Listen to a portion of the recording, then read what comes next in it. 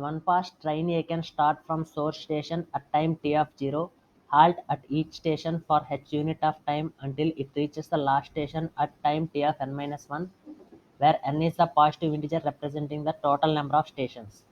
Given train A's timing, t of 0 equal to 10.0, t of 1 equal to 10.04, t of 2 equal to 10.09, and so on. Now suppose railway admin want to add more trains to increase the frequency. So to launch the other train B for the same stations as a train A's, provided the train B start time at time t, they would like to know the timings for train B. The program should return the string array S of timestamps in float for train B at each station from first to last station like train A.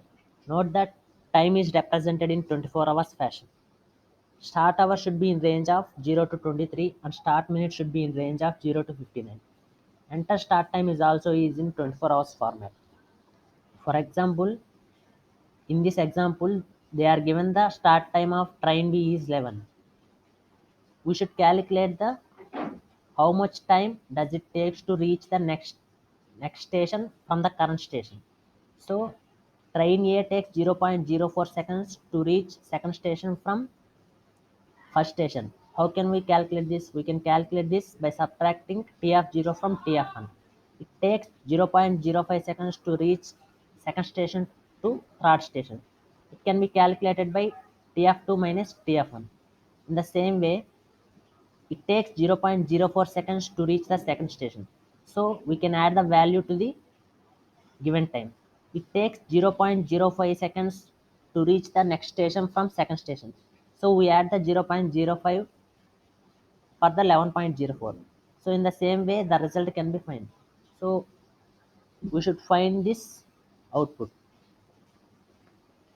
But we should follow the certain conditions in this case. If we add, if the start time is 11.59, if we add 0.04, it gives the value of 11.63.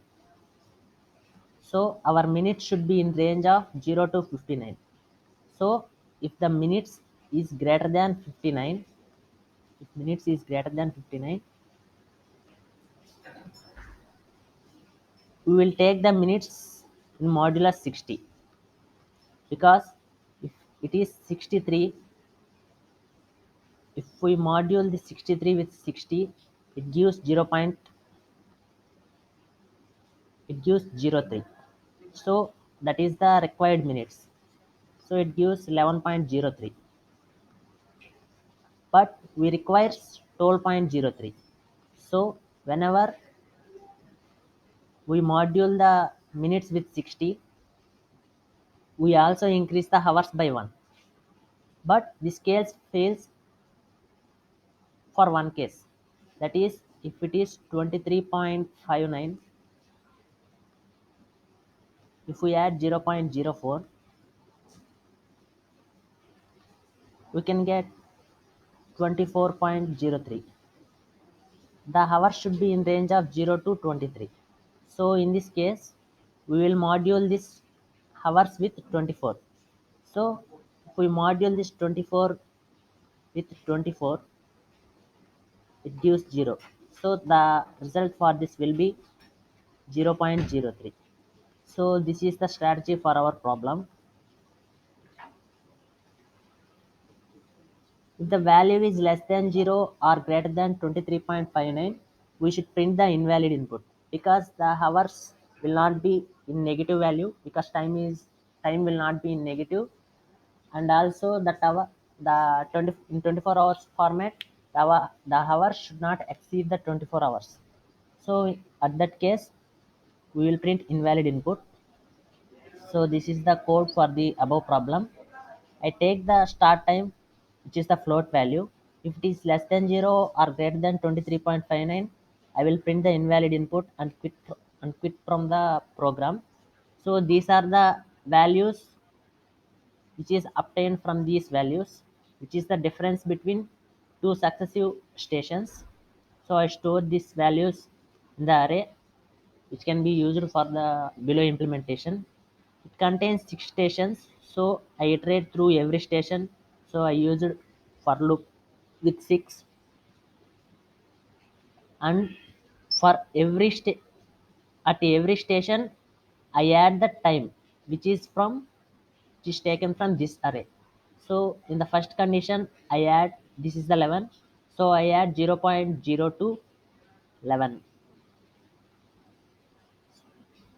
and also I round this to two decimals because the minutes are always in two places. So I rounded these values to two positions in the decimal. This is the part representing the minutes. This part can be represented by this substring. So if the minutes are greater than 59, I will module this with 60. At the same time, I will module this 24 because if it is 23, it leads to 24 point something. So if we module this with 24, our program will work. At the same time, if if we get if we module with 60, if we get 3, but we require two decimal. So in this case, I add 0 before the 3. So if len of k equal to 1, I add 0 before 3 for k. And finally, I will print the result. So this is the case.